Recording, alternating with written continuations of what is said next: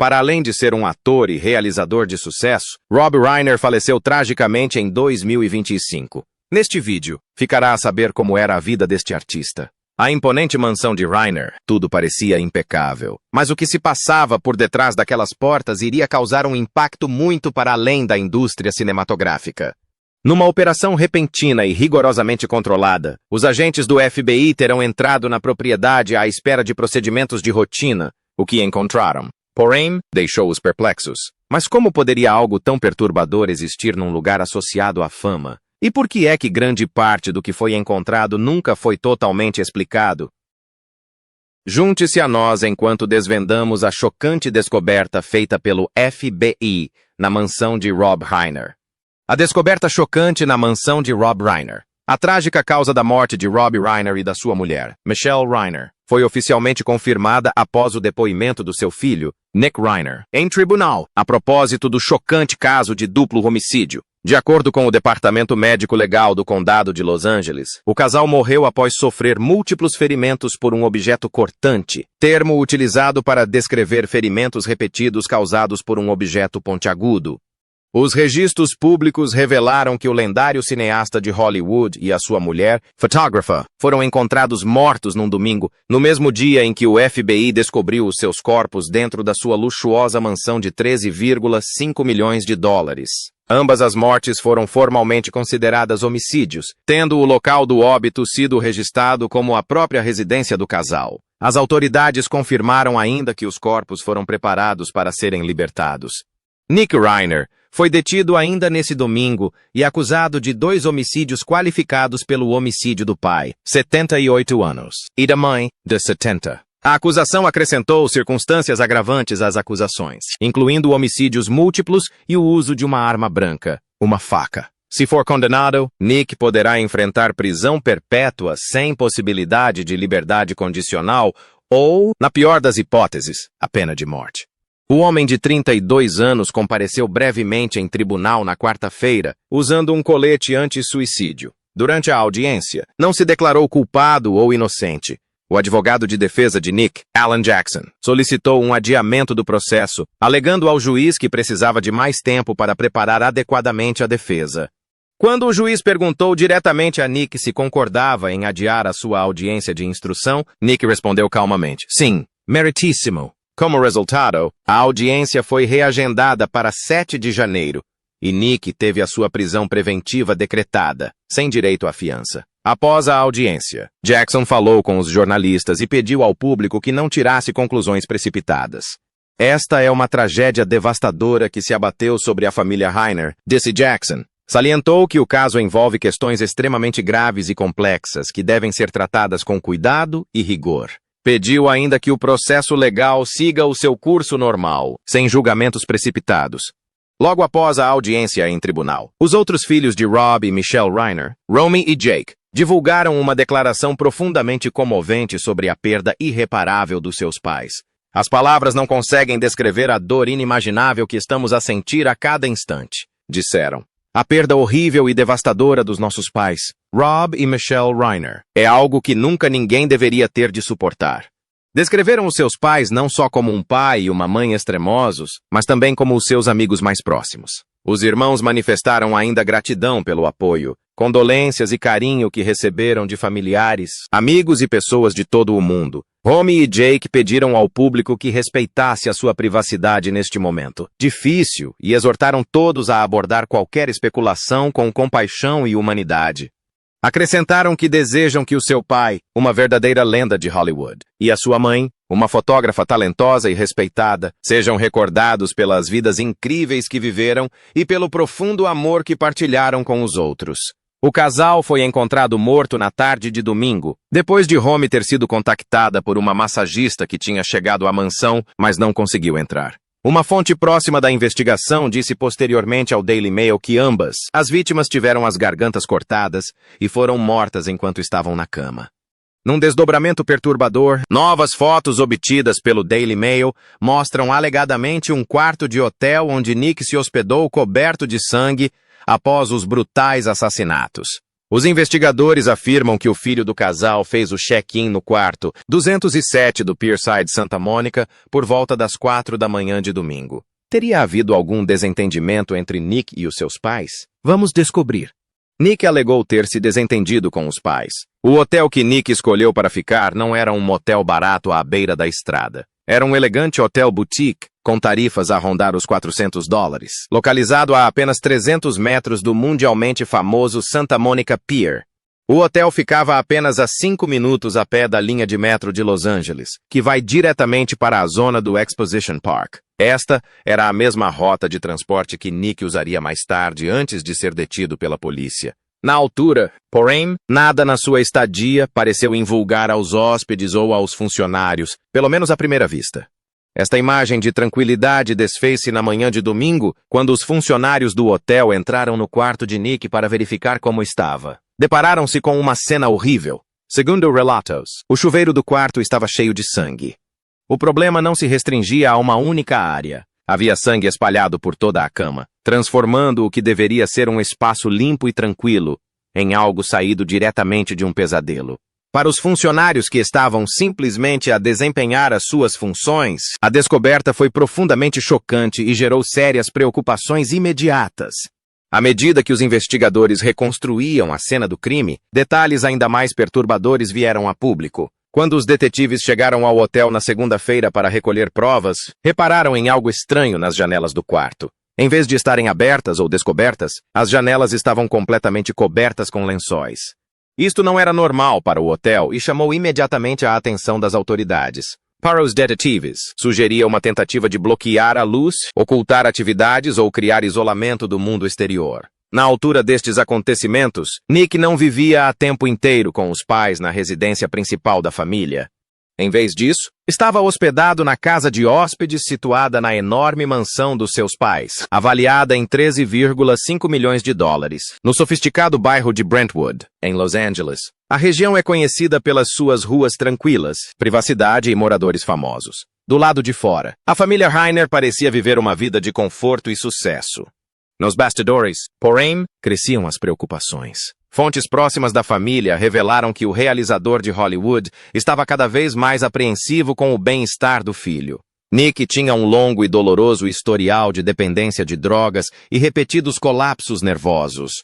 Estas dificuldades causaram grande preocupação aos pais, que receavam que o seu estado de saúde se tornasse mais instável com o passar do tempo. No sábado à noite, a família assistiu a uma festa de fim de ano repleta de convidados ilustres. Em vez de ir divertir-se, Reiner terá levado Nick consigo especificamente para o vigiar.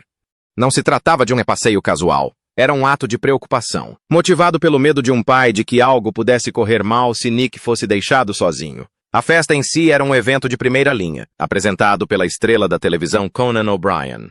A reunião deveria ser festiva e alegre, repleta de risos, conversas e espírito natalício. Mas a presença de Nick, segundo consta, alterou o clima de forma desconfortável. Vários convidados disseram sentir-se inquietos perto dele, percebendo tensão e imprevisibilidade no seu comportamento. A determinado momento da noite, a situação ter-se-á agravado. Nick envolveu-se numa discussão acesa com o comediante Bill Hader. A situação acabou por chegar a um ponto crítico. A tensão tornou-se tão evidente que Reiner e a mulher decidiram sair mais cedo da festa com o filho. Como foi a infância humilde de Reiner? Ele enfrentou algum obstáculo? Vamos analisar mais de perto a infância e os desafios de Rob Reiner.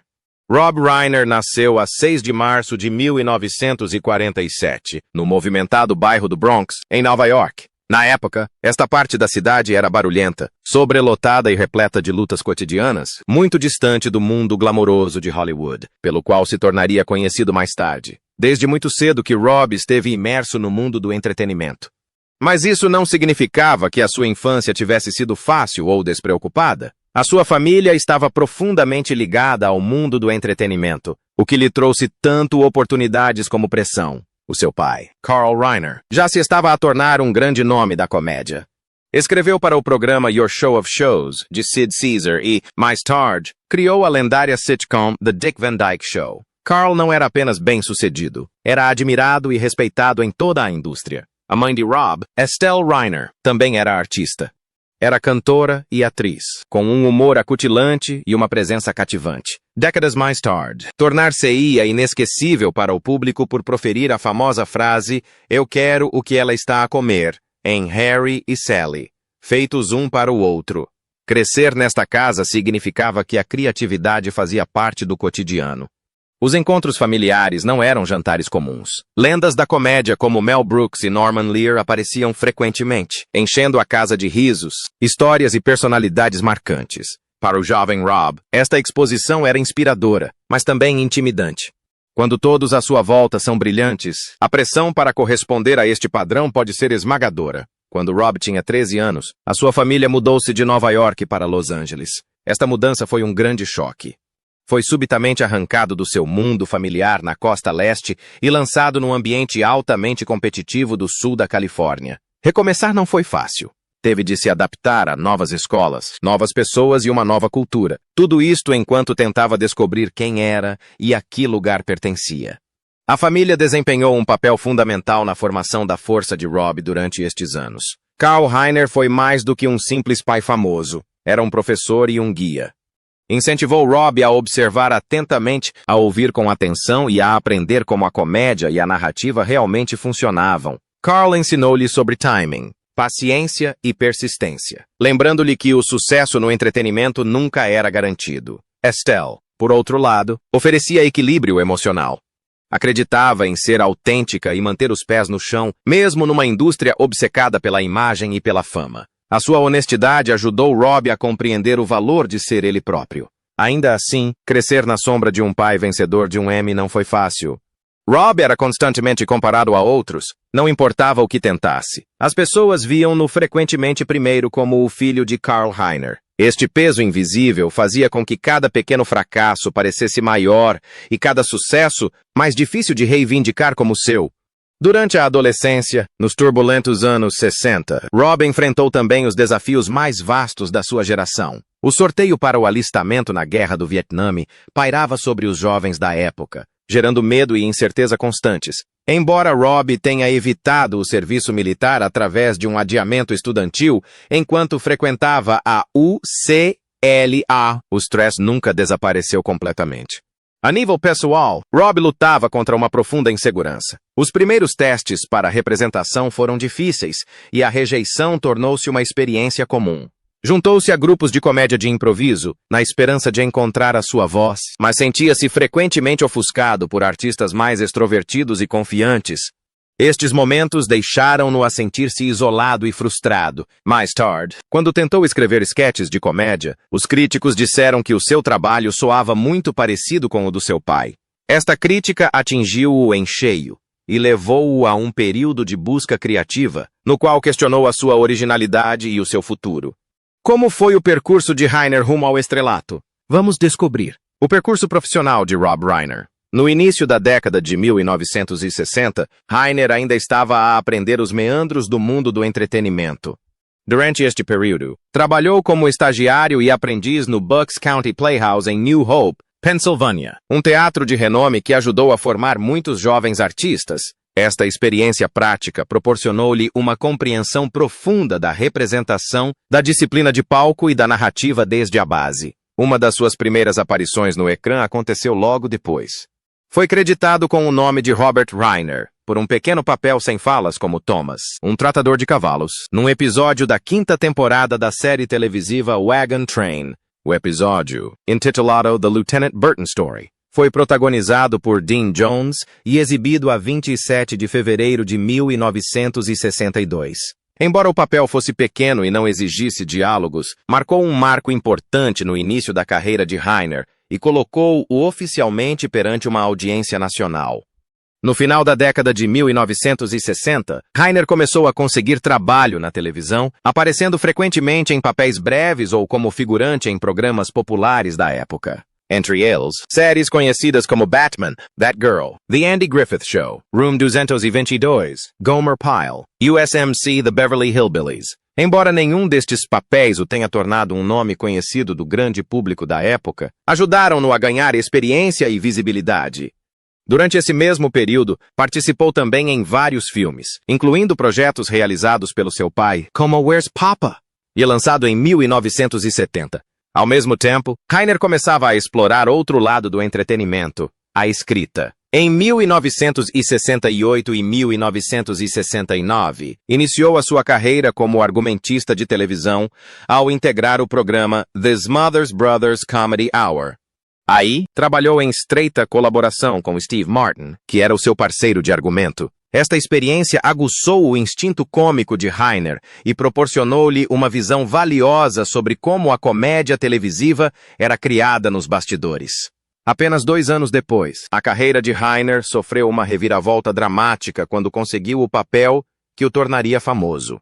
Ficou amplamente conhecido por interpretar Michael Stivic, o genro franco e liberal de Archie Bunker, na inovadora sitcom de Norman Lear, All in the Family. A série estreou no início da década de 1970 e foi adaptada da série britânica Till Death Us Do Part, de 1971 a 1976. All in the Family dominou a televisão norte-americana e manteve o título de programa mais visto nos Estados Unidos durante 5 temporadas consecutivas. A personagem de Reiner era frequentemente alvo de troça e insultos por parte de Archie Bunker, que lhe deu a alcunha de cabeça de carne. O apelido ficou tão intimamente ligado a Reiner que o acompanhou muito tempo depois de ter deixado a série, e até mesmo após a sua bem-sucedida transição para a realização. Reiner chegou a brincar com este rótulo duradouro, dizendo que mesmo que ganhasse um prêmio Nobel, os títulos ainda seriam Cabeça de Carne ganha o prêmio Nobel. A sua prestação na série valeu-lhe grande reconhecimento. Reiner ganhou 2 prêmios Emmy, recebeu 3 nomeações adicionais para os Emmy e foi nomeado para 5 Globos de Ouro, consolidando a sua reputação como um ator talentoso e respeitado. Em outubro de 1971, enquanto ainda escrevia o argumento do êxito All in the Family, Reiner fez uma participação especial num episódio de The Partridge Family. No ano seguinte, em 1972, juntou-se a Phil Mishkin e Jerry Eisenberg para criar uma nova sitcom intitulada The Super para a ABC. A série era protagonizada por Richard S. Castellano e focava-se na vida estressante e muitas vezes engraçada de um zelador italo-americano de um prédio de apartamentos na cidade de Nova York. Embora a série tenha durado apenas uma temporada durante o verão de 1972, demonstrou o crescente interesse de Reiner em produzir e criar conteúdos para a televisão. Após este período, Reiner direcionou gradualmente o seu foco para o cinema. Décadas mais tarde, no entanto, regressou à televisão com um papel recorrente em New Girl, surgindo de 2012 a 2018. A partir da década de 1980, Reiner consolidou-se como um realizador de cinema de grande sucesso, trabalhando em diversos gêneros. Os seus primeiros projetos como realizador rapidamente se tornaram clássicos de culto. Entre eles, o falso documentário sobre uma banda de rock, This is Spinal Tap, de 1984, o comovente drama sobre o amadurecimento Stand By Me, de 1986, e a adorada comédia fantástica The Princess Bride, de 1987. Ao longo deste período, colaborou frequentemente com o montador Robert Layton, também conhecido pelo seu trabalho com o realizador e ator Christopher Guest. Através da sua produtora, Castle Rock Entertainment, Reiner realizou diversos filmes que alcançaram tanto a aclamação da crítica como grande sucesso de bilheteira. Um deles foi a comédia romântica Harry e Sally, feitos um para o outro, estreada em 1989, frequentemente considerada uma das maiores comédias românticas de todos os tempos. De seguida, realizou o intenso thriller psicológico Misery, em 1990, filme que valeu a Kathy Bates o Oscar de melhor atriz. O seu filme de maior sucesso comercial foi o drama militar Questão de Honra, A Few Good Men, de 1992, que recebeu uma nomeação para o Oscar de melhor filme. Nos anos seguintes, Reiner continuou a realizar filmes notáveis, entre os quais o romance político O Presidente Americano, The American President, em 1995, o drama jurídico Fantasmas do Mississippi, The Ghosts of Mississippi, em 1996, e a comédia inspiradora Antes de Partir, The Bucket List, em 2007. Em 2015, realizou Quero Ser Charlie, Being Charlie, um filme semi-autobiográfico coescrito pelo seu filho Nick, que mistura temas pessoais com narrativa ficcional. Paralelamente à sua carreira de realizador, Reiner nunca deixou de representar, Participou em papéis secundários em inúmeros filmes e programas de televisão, como Joga a Mamã do Comboio, 1987, Sintonia de Amor, 1993, Balas sobre a Broadway, 1994, O Clube das Desquitadas, 1996, Primary Colors, 1998, EDTV, 1999 e O Lobo de Wall Street, 2013. Fez também participações memoráveis nos seus próprios filmes, sendo a mais famosa como o falso documentarista Marty DeBurge em This is Spinal Tap.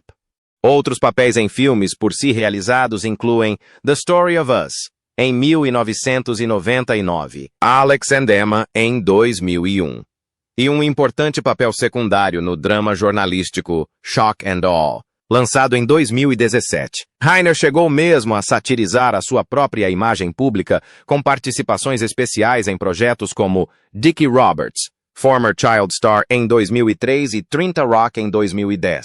Em novembro de 2023, Reiner fez uma parceria com a jornalista Soledad O'Brien para lançar uma série de podcasts em 10 partes intitulada Who Killed JFK?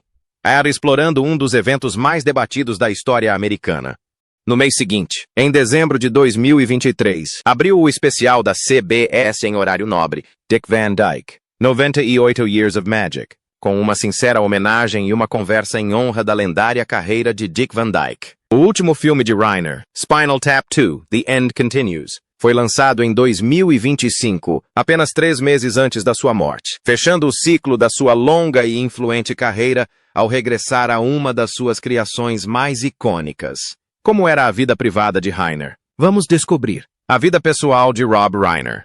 A vida pessoal de Rob Reiner foi marcada por amores profundos, grandes mudanças e desafios dolorosos ao longo dos anos. Em 1971, casou com a atriz e realizadora Penny Marshall. O seu relacionamento uniu duas mentes criativas numa época vibrante de Hollywood. Mais tarde, Rob adotou a filha de Penny, Tracy Reiner, fruto do seu anterior casamento com Michael Henry, abraçando por completo o papel de pai dedicado. Tracy tornar-se-ia atriz. No entanto, apesar do bom começo, o casamento de Rob e Penny acabou por chegar ao fim e divorciaram-se em 1981. Anos mais tarde, enquanto Rob realizava a agora icônica comédia romântica Harry e Sally, feitos um para o outro, a sua vida deu outra reviravolta importante. Durante a produção, conheceu a fotógrafa Michelle Singer. A ligação entre eles foi imediata e significativa.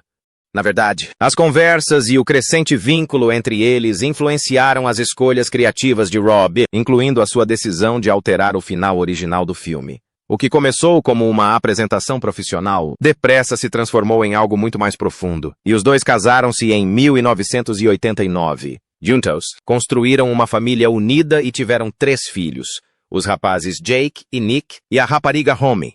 Para além da vida familiar, Rob e Michelle estavam profundamente empenhados em ajudar crianças e pais. Em 1997, fundaram a I Am Your Child Foundation, uma organização focada na sensibilização para a importância dos primeiros anos de vida para o desenvolvimento futuro da criança. Mais tarde, em 2004, lançaram a Parents Action for Children, uma organização sem fins lucrativos com uma dupla missão.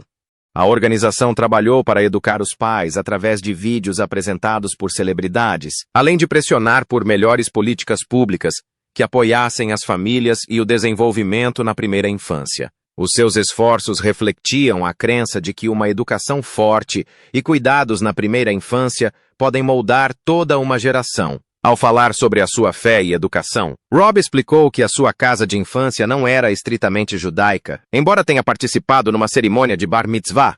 O seu pai, Carl Reiner, tornou-se ateu após testemunhar os horrores de Hitler e do Holocausto, uma experiência que moldou profundamente as suas crenças. Rob declarou-se posteriormente publicamente ateu durante uma participação no programa Real Time with Bill Maher, a 13 de janeiro de 2012. Com o tempo, partilhou que, embora rejeitasse a religião organizada, se sentia atraído pelas ideias budistas, especialmente a compaixão e a atenção plena.